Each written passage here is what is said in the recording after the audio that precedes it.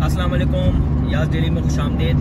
और आज की जो भाइयों वीडियो है वो बड़ी फरमाइशों पे मैं आप लोगों की बना रहा हूँ।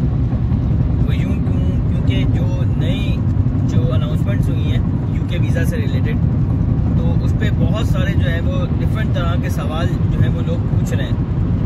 तो कुछ लोग कमेंट बॉक्स में पूछ रहे हैं, कोई पर्सनल मैसेज कर रहा है।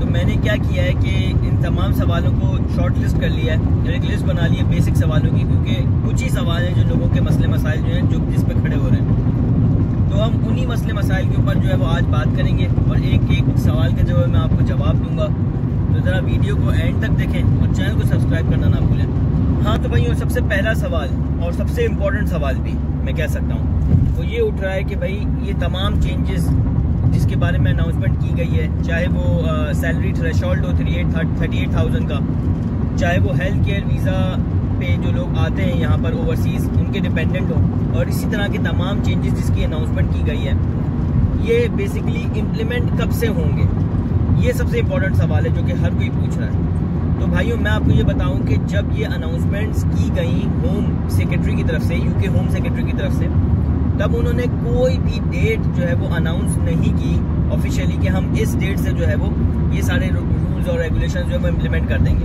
हाँ, पर उन्होंने एक हिंट ज़रूर दी। वो हिंट ये थी कि स्प्रिंग्स यानी कि कमिंग स्प्रिंग से जो है वो जो अनाउंसमेंट थी वो इम्प्लीमेंट होने की, ये रेगुलेशंस इम्प्लीमेंट होने की उन्होंने एक हिंट दी। अब सीन ये है कि स्प्रिंग का जो सीज़न होता है वो यूके में स्टार्ट होता है एंड ऑफ मार्च से।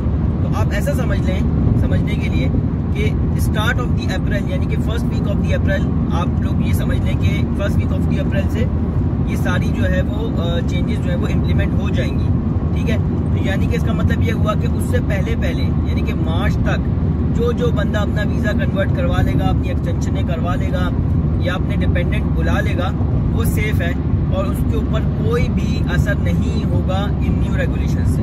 ठीक हो गया, ये तो पहले एक सवाल का जवाब हो गया। हाँ तो भाइयों, दूसरा सबसे इम्पोर्टेंट और सबसे ज़्यादा पूछे जाने वाला सवाल वो ये है कि ये तमाम रेगुलेशंस और ये तमाम चीज़ें, ये न्यू रूल्स हैं, ये इम्प्लीमेंट हो चुके हैं, यानी कि सवाल बेसिकली लोगों का ये है कि क्या ये जो रेगुलेशंस हैं वो असेंबली में पास हो गई हैं कि अब ये होना ही होना है। तो इसका जवाब कुछ यूँ है कि भाई यूके जो है ना ये प्रॉपर डेमोक्रेटिक कंट्री है, प्रॉपर डेमोक्रेटिक कंट्री है। हमारी कंट्री की तरह ये घोंसलेबाजी की डेमोक्रेसी नहीं दिखाते, ये एक्चुअल डेमोक्रेसी है। और यहाँ पर जो है वो किसी बिल को पास कराना इतना आसान नहीं है, ठीक है ना। तो बात ये है कि ये अभी आ गया है मार्केट के अंदर और ये अभी तक बिल लेकिन पास नहीं हुआ है तमाम पार्लियामेंट से, क्योंकि इसको स्कॉटलैंड की पार्लियामेंट ने पास करना है, इसको आयरलैंड की, नॉर्दर्न आयरलैंड की पार्लियामेंट ने इसको पास करना है, उसके साथ साथ वेल्स ने पास करना है, फिर इंग्लैंड की अपनी पार्लियामेंट ने इसको पास करना है। तो बात यह है कि अभी तक ये पास हुआ नहीं है, लेकिन जब ये पास हो जाएगा सारी पार्लियामेंट से और पता चल जाएगा कि भाई हाँ ये सारी जितनी भी इनकी, क्योंकि यूनाइटेड किंगडम आप लोगों को पता होना चाहिए ये 4 रियासतों का मुल्क है, तो चारों जगहों से इसका जो है वो अप्रूव होना ज़रूरी है। तो जब ये अप्रूव हो जाएगा तो एटलीस्ट 21 डेज पहले जो है ना वो प्रॉपर अनाउंसमेंट हो जाएगी कि भाई ये बिल पास हो गया और 21 दिन बाद ये जो है वो अब सब पे लागू हो जाएगा। यानी कि अब आप जो है वो अब सारे लोग, सारे रेजिडेंट जो है यूके के, वो इस लॉ के अंडर आएंगे। तो ये हो गया भाइयों दूसरे सवाल का सबसे इम्पोर्टेंट जवाब। और तीसरा सवाल वो ज़्यादातर सवाल जो है वो इनसाइड कंट्री जो लोग मौजूद हैं ऑलरेडी, खास तौर पे PSW वाले, उनकी तरफ से आ रहा है। क्योंकि जो लोग PSW पर हैं उनका ये बेसिक कंसर्न है कि हम लोग तो ऑलरेडी इनसाइड द कंट्री हैं, तो ये खास तौर पे ये जो सैलरी वाली जो सैलरी का जो थ्रेशोल्ड है, ये क्या हमारे ऊपर भी इम्प्लीमेंट होता है। तो मैं क्लियर बताऊं इस बारे में भी कि कोई स्टेटमेंट क्लियर अभी इस बारे में नहीं है कि जो इनसाइड कंट्री हैं उनके ऊपर जो है वो ये सेम लॉ जो है वो इम्प्लीमेंट होगा। लेकिन जो होम सेक्रेटरी हैं इस वक्त यूके के, मिस्टर जेम्स, उन्होंने ये बात बड़ी क्लियर बोली है कि हम आने वाले लोगों के ऊपर ये ज़्यादा इम्प्लीमेंट करना चाहते हैं एज कम्पेयर टू जो लोग ऑलरेडी यहाँ पर हैं। तो इससे हमें थोड़ी सी जो है वो एक अच्छी न्यूज़ मिलती है, एक अच्छी वाइब हमें मिल रही है कि हो सकता है कि जो लोग ऑलरेडी यहाँ पर मौजूद हैं PSW पे, उन पर ये लॉ इम्प्लीमेंट नहीं होगा। लेकिन मेरी अपनी पर्सनल एडवाइस है और अपना पर्सनल एक्सपीरियंस अगर मैं आपके साथ शेयर करूं जो मुझे लग रहा है वो ये कि भाई उनके ऊपर भी हो सकता है ये लॉ तो बेहतर तो मेरे ख्याल से ये है कि आप अगर PSW पर हैं तो आप अपना PSW ख़त्म होने का इंतज़ार मत करें कि यार मेरे पास अभी 1 साल का PSW बाकी है तो मैं इस पे एंड तक जाता हूँ और एंड में जाके अपना वीज़ा कन्वर्ट करवाऊंगा। तो बेहतर ये है कि आप अप्रैल से पहले आप अपना वीज़ा कन्वर्ट करवा लो और इस जो है वो इस मसले से आप आज़ाद हो जाओ, ताकि आपको ये टेंशन ही ना हो कि यार ये लॉ हमारे ऊपर इम्प्लीमेंट होने वाला है कि नहीं होने वाला। और आखिरी सवाल वो कुछ यूँ कि क्या कंबाइंड सैलरी का कॉन्सेप्ट जो है वो यहाँ पर अवेलेबल है कि नहीं है, यानी कि सैलरी के थ्रेशोल्ड को शो करने के लिए क्या कंबाइंड सैलरी दिखाई जा सकती है।